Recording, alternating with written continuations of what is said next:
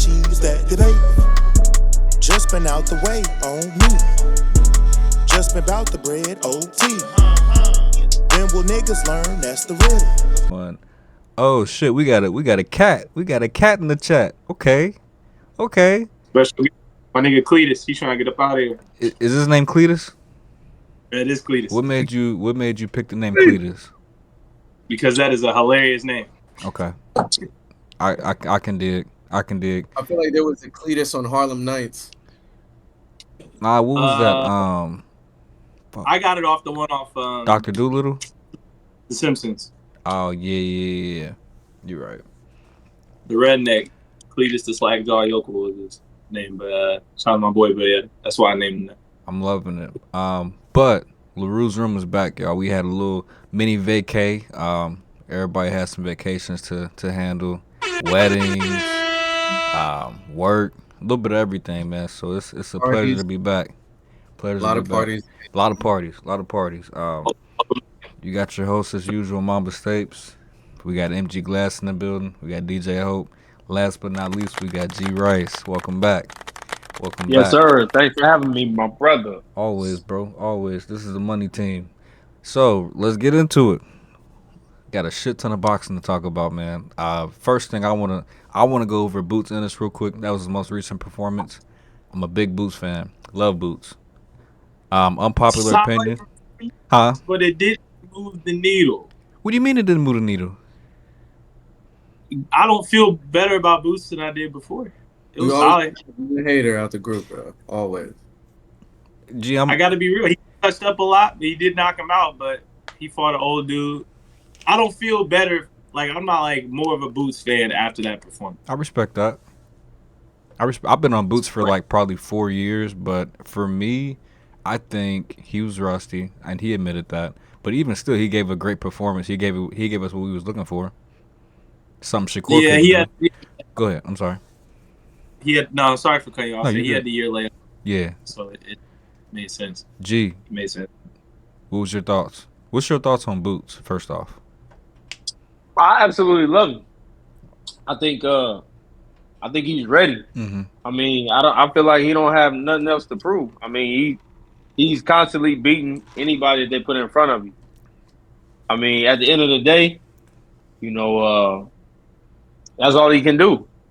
He just got to beat whoever, you know, whatever opponent is in front of him, and he beat him convincingly. Yeah. And I personally think too, bro, like with Eddie Hearn being the promoter, we're gonna get a lot of big fights with him. There's a lot of big fights to be made. Is there 147? Everybody vacated. Stalionis is still there. You got Barrios maybe. You about to fight Pacquiao? Don't even get me started on that, bro. I'm not even kidding. I hate that fight. How old is that man right now? Bro, Pacquiao's 45. I'm dead serious. I'm not kidding. He's about to fight Pacquiao. No, he legitimately is, but Pacquiao's 45. I'm not watching that shit. I'm not watching that, bro. Actually, I am watching it. I'll say you lying when you say you ain't going to. He gonna definitely watch. Because I watch boxing every week it's on, every card, everything. Shout out the Wednesday fights, Pro Box TV. Yep. Hey, DJ Hope, have you been watching or have you been tapped in like on social media with Shakur? All the shit he's been talking, calling out Cameron. Nah, I haven't been seeing none of that. Bro, it's been bad. Let's get to the meats. Yeah, let's get to the meats, man. So Shakur had a bad performance, just to catch you up to speed. Well, he didn't have a bad performance. It just wasn't what everybody was looking for. But that's how he fights. Like you can't expect him to be a knockout artist when that's just not his game. Not his game. He can't beat Gervonta. No, there's a few of those, bro. But I think he put on a pretty good performance versus a pretty good fighter. But he, to an average fan, he's a boring fighter. I don't think so because I like boxing. I mean, if you look at his footwork, is great. Like the things that he does reminds you of Floyd for sure. Is he as good as Floyd? I'm not saying that. No, he's not. Defensively, he's up there. I'm not saying he's better, but defensively, he's up there. I think he's one of the best fighters or defensive fighters in this generation right now, outside of Gervonta. I don't think it's even close. I feel like he might be the best defensive fighter in this generation. I think so too. And then, I think so too. but I was go ahead. I was tapped into I was watching the Roy Jones podcast. I don't know if y'all tapped into that. Yeah. And basically he was saying about Shakur. Basically he was just saying his defense is good, but he can't never counter with offense. They said his feet work is good, but he get himself out of reach, out of distance, because his defense is always his feet work and he jumping back, but he jump back out of reach. So he can't never counter. So I thought that was a real good observation. Like That's he can slip some, but his main defense mechanism is jumping out. Yeah, he controls distance really well. That's his whole thing. But like, there is a point where that gets to be too much, especially when Absolutely. You can't counter, yeah. better range than you. Not better range, but if you're fighting someone who's essentially out of your range because of these, for whatever reason, you just can't get to him because your arms can only be a certain length. He's gonna take that and not try to take chances. He doesn't take enough chances to where he's gonna try to get back in that pocket. Exactly. I think. And as a result, I think Tank is right, man. From a defensive standpoint, he's good, he's talented, but Shakur doesn't really slip a whole lot. Like he'll take that step back, he'll do his thing, but we don't see too much of anything else. So I guess maybe Shakur's right. Maybe with the right opponent, we might see more of that. I don't know, but my final thought on it is he's at the point, basically the same point Boots is, where they have hit the ceiling of, there's tiers of fighters, and hit the ceiling of the tier that they're in, and for whatever reason, they keep fighting people that are in that tier, so you can't really see how good they're going to be. So he has to go to that next tier, just like Boots, to where we have to see him fighting the bigger fights, and not even just bigger, just better competition. It doesn't even have to be a big fight. It could be someone that's just, a solid fighter, but in a different tier. Two more points. Boots, I think, should go up to 154. I think he should fight Earl Spence Jr. after the Fundora fight. Right? Yeah. Oh, I think that's November? Tentatively. Okay. So I think 154 is a better fit for him because 147 is, there's a couple names there, but it's kind of dead. Most of those guys have moved on. He should, at least to build his stock, go undisputed in 147. That's exactly what he said. That's what Bozy said post fight. He said, I know Terrence Crawford made a tweet. He made some type of tweet that was going at him. And Boots was told him basically, man, just sign the contract. We've been trying to send you the contract when you was at 147. You ran from me at 147 to 154. So Bozy said that the plan is they're gonna clean out 147. They're gonna go undisputed 147 and then go up to 154 to go see Crawford. It's a problem. The only problem with that is it sounds good. It's almost identical. They was talking about it which podcast they was talking about it where it's almost identical to Canelo and Benavidez, where Canelo is chasing for himself. He didn't have anything left to prove. After that Spence fight, Terrence Crawford got essentially nothing left to prove. So it's all personal journeys. He wants to fight Canelo, but I don't think that's going to happen. But as long as he's chasing Canelo, Boots is right behind that. So he has to wait till he stops to even get in that realm. We're not getting that fight, bro, because if you think about it, if Boots wants to clean up the division and go undisputed, you're looking at 3 more fights. I think Crawford only has 3 to 4 more fights after this, even including this next one. Boots? Huh? Boots would have to do it in a year and a half. That's Bro. the only way it'll work. That's the only way. That's the only way. Mm-hmm. Last point. I want to talk real quick. Shakur and Tank. Right now, I know it's 50-50 fight, but I'm probably still going to edge Tank No, by 60, not 40. at all. I don't think it's. I don't think it's a 50-50, 60-40. I'm not saying it's gonna be a whitewash, but for me, it's like his defense is good, but Shakur already knowing his head, he doesn't have power. He doesn't have power. So what you gonna do when I'm walking you down? We in the pocket. I'm gonna make you fight in the pocket, and you gonna have to take these punches. You ain't what Terrence Crawford said. Terrence Crawford said when they asked him about Tank, he said one. He said number one, he do not get credit for how smart he is in the ring. Facts. Agreed. He said two. He said dude is a pure boxer. He can go any style. He can go any style. He can brawl. He can box. He got good feet work. He got great IQ. And he said the three, which everybody knows, is dude got power that can translate down there to light heavyweight. He do get hit a lot though. Yeah, He like but that's his doing though. When the last time you seen Shakur put somebody on the canvas?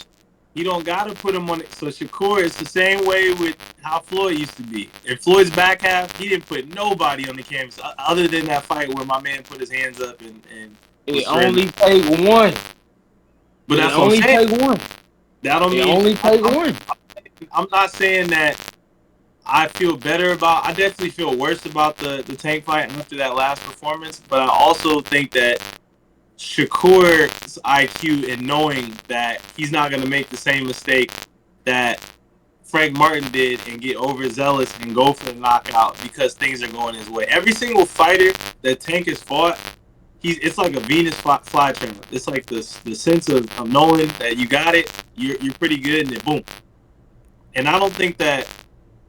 And I mean, and Shakur is one of those people that understands that, and I know he's going to be in the ring, and he doesn't care about public perception. I mean, he does. He got in that fight. I mean, in that fight, he's not going to be the person that's going to hear the boos and try to turn up because he got booed this last fight and continued on his course. But whenever it happens in the Tank fight, they're like, "Oh shit, I got to go for the knockout."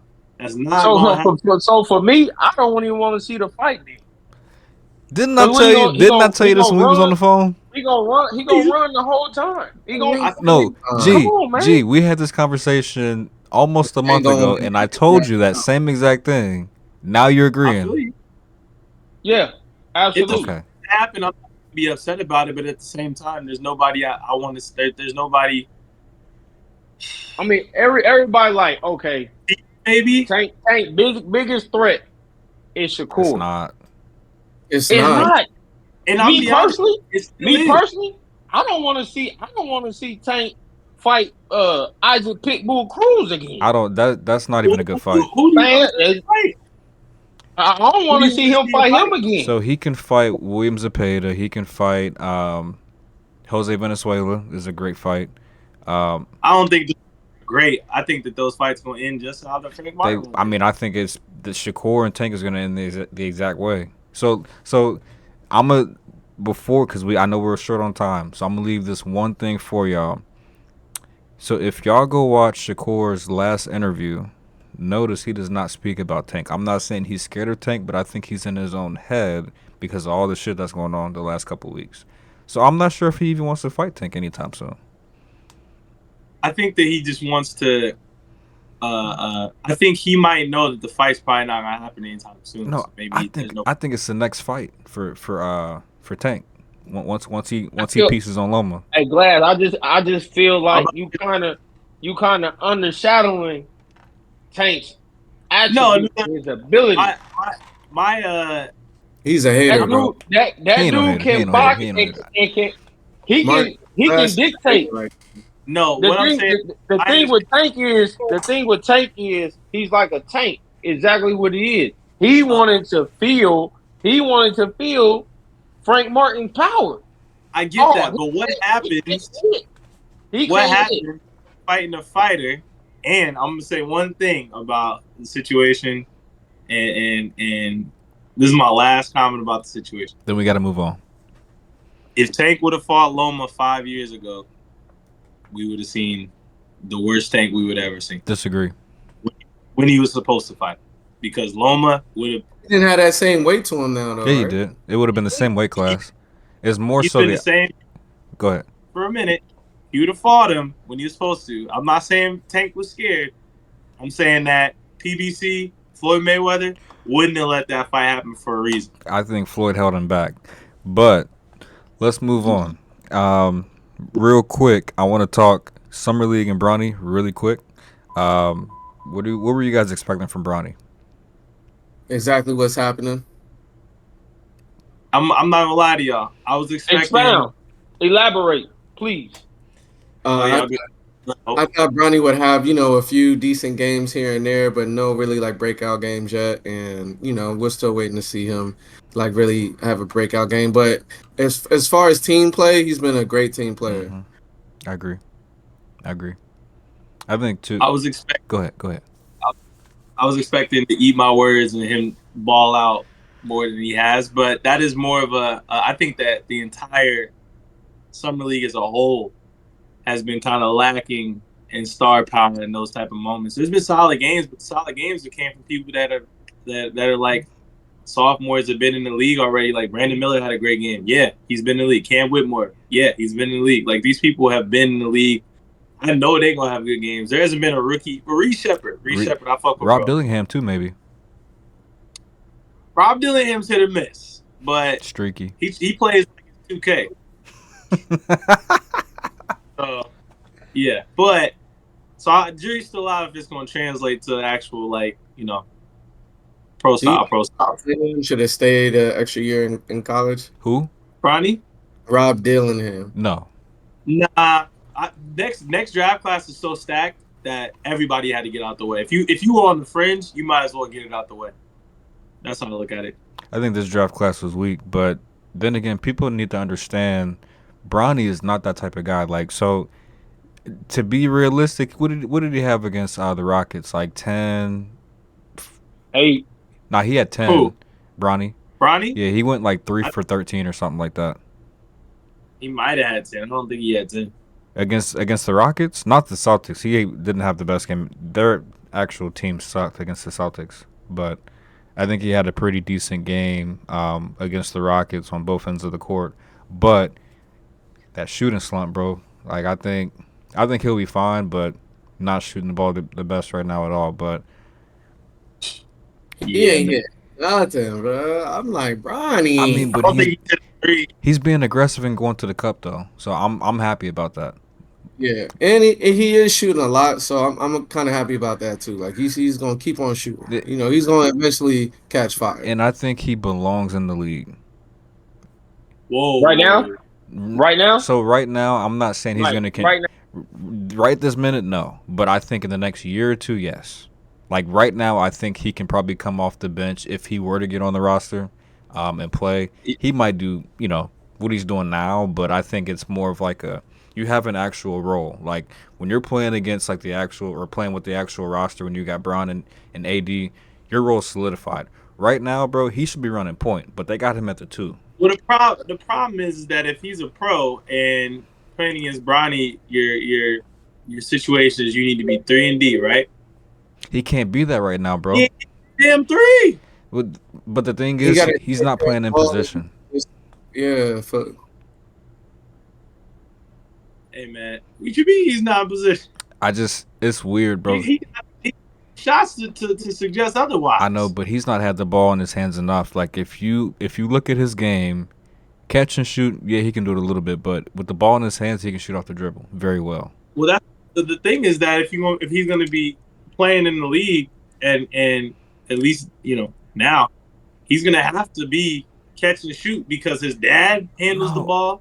As long as D-Lo is on that team, he handles the ball. I agree with you, but like settle that shit during training camp. Right now, you ain't got LeBron and D'Angelo on the team with you. But that's what I'm saying is that's why it's even worse. We ain't seen that takeover game where he's averaging 5 points, 2 made field goals, shooting 21%. I'm just giving y'all the stats. He has not been shooting good at all. It's more so the threes than anything else. So what was his highest game? Wasn't it like 8 points or something like that? It was 10 against the Rockets. He had 10 points, 4 rebounds, I'm pretty sure. 3 for 14 against the Rockets. I ain't even got it up, but I remember. I'm looking at it. And he just went 1 for 4 against the Celtics. Hey, they're playing right now. Is he playing? He has been going to the cup though. I will be watching. If they're playing right now, I will be watching. What's the quarter? Yeah. It just started. The game just started. Bet. Well, so let's go ahead and leave Bronny. Actually, did you have the stats up? I'm trying to find them right now. You said the Rockets? Yeah, he hit 10. He hit 10. He went 3 for 14 though. It's July 12th. I'm just gonna pull it up right now. He had Rockets won by 19. Reed Shepard had 23. Cam Whitmore had 20. Had to give some love to people that actually. Dalton Knapp had 25. He had 8 points, 5 rebounds. He had 8? 2 steals. Yeah, that was his highest game. I'm still not mad about that. 0 assists. That's another thing. 0. I mean, I know he don't got the ball in his hand like that, but you said Dalton Kincaid had 25. So that game that we was looking to have, that Bronny needed to have, they let Dalton Knapp take over that game. Granted, they lost by 20. Dalton Knapp's a good player, man. He's a pro player. How do you feel about last thing on? How do you feel about Jaylen Brown? I don't know why he walked back them comments when he was with his girl. Also, every real nigga done been there. You get around the shorty, you just start saying some bullshit. Bro, I think he's whack for that shit. To be honest, I think he's whack too. Just the way he was saying it, like he could have said like, "Oh man, I just think he needs to develop more." He didn't have to say man. Then DJ, the fact that you gonna walk it back, like, come on, bro, stand on that shit. We shoot the shit anyway. You know what I mean? They just caught him at a bad time. I don't know why they was filming his ass. He was just singing. You know what I mean? He was trying to enjoy the game. I mean, we should know he's a championship MVP. Like he know the eyes is on him at all times. G, did you see that? No, I did not. So I mean, sorry. Well, he was with some women. Okay. He's with Angel Reese and what's the other shitty name? I don't even want to get on that. Chris. Yeah. It's like Chris. Yeah. But basically, Jaylen Brown said that Bronny wasn't a pro, basically. And his exact words is that, well, not exact. I'm gonna paraphrase. He was talking to his girlfriend at the mall. I believe it's his girlfriend. I ain't trying to put that on there. Kaiser, she just got kicked out the WNBA, so it's funny he with someone that's not a pro anymore. Not trying to hate anymore, but his words was that he's happy that LeBron was able to get his son to the league, but he doesn't believe he's a pro. And I believe he's valid in his statement. Like, he's watching the game, and that's what he sees. And that was just good on it. But he could have went full-time hater and said it's whack that bros, and he understands the magnitude of it. But don't nobody in the league talk like that though, bro. Like even they all do. No, but not open like that, bro. Like no, that's not on social media for people to see. Keep that shit behind closed doors. He didn't say it on social media. It was more of, they caught him on a hot mic. Like, he would have never tweeted that, Instagram that, none of that, because he is a pro. But it's almost like you take the human aspect out of being like Summer League. They're supposed to be able to just sit there and be off the game. Yeah, chill. And he didn't even get that. He had it, and he was with his shorty. He should be able to say whatever the hell he want. But off the record, he should. Yeah, that's like it's chill vibes out in Summer League, especially you out there not playing. It's like you out there gambling, whatever, DMing whoever. You feel me? But. You just didn't get he didn't get the same grace that everyone else gets. But granted, he was at a game, so that's just the nature of the beast. Right. The mood just changed. Oh, shit. The mood just changed.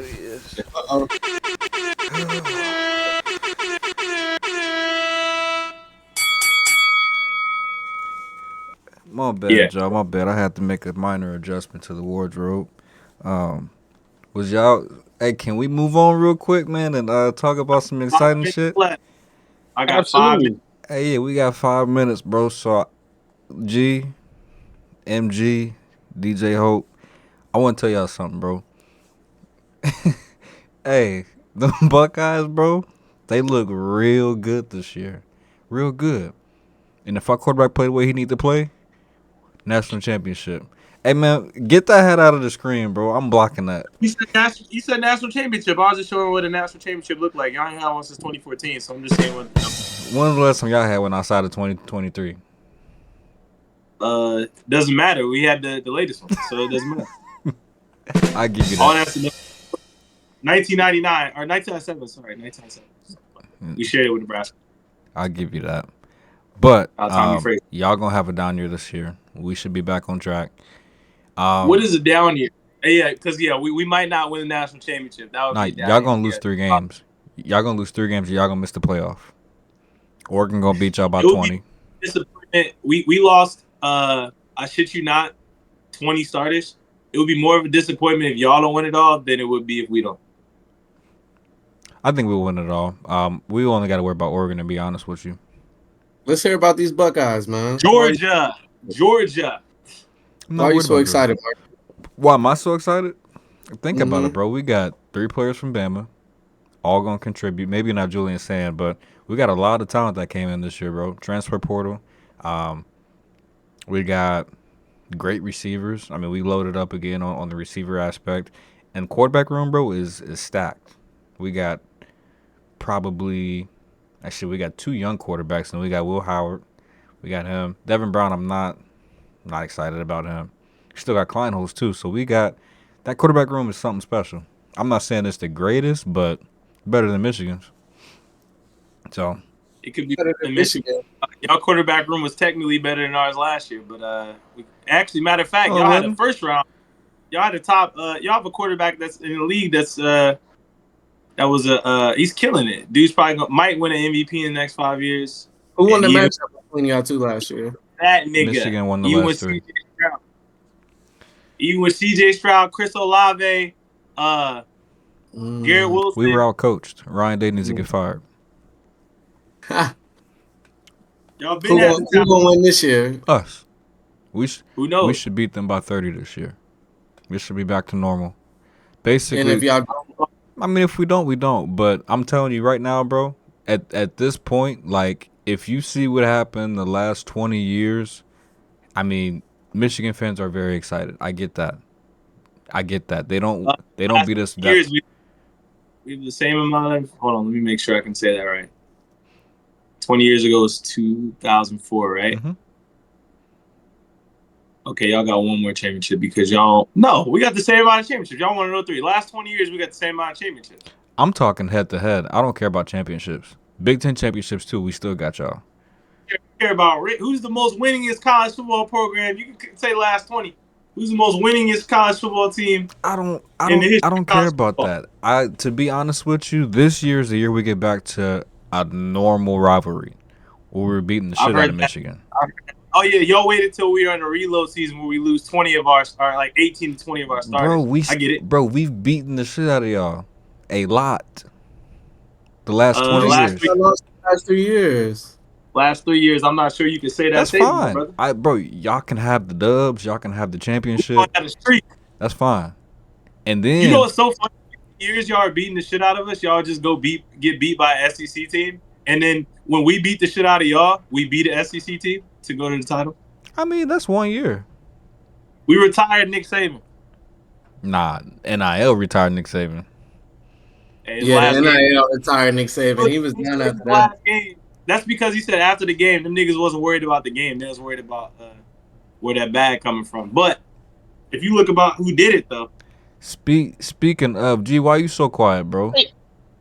I think that's true, though. I think that's true. What's true? I think that's true about Nick Saban. Now the idea, and I think the game will shift eventually.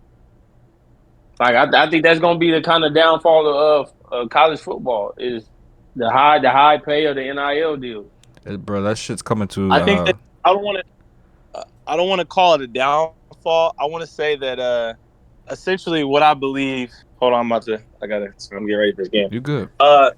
What I believe is that we are in the infant stages of a new regime of player, like dealing with players. So until that's figured out, we're gonna have this shit where coaches that were in the old way of dealing with players. There's gonna be some coaches that figure out how to effectively navigate NIL, but it's so young that we have a turnover of coaches that have no idea what the fuck they want to do during NIL. So we got to deal with that first, and they got to deal with that first, figuring out and the players do too. It's this is so much that it's such new territory. Yeah, it changed everything because they ain't no reason of doing anything behind doors no more. Mm-mm. Oh, let me get you this money. Let me get you this money. Nah, that's why that Nick Saban joke is actually hilarious. I mean, no, it's the truth, bro. NIL ran Nick Saban out of college football. That's a fact. It's an honest God truth. It's going to be Dabo Sweeney here in a minute. It's going to be this niggas is not going to want to put up with that shit. I don't think Dabo Sweeney's going anywhere. Now, go ahead. Go ahead. No, you go ahead. I'm at to check out, but the last thing I'm gonna say is that the reason why I think he's okay right now is because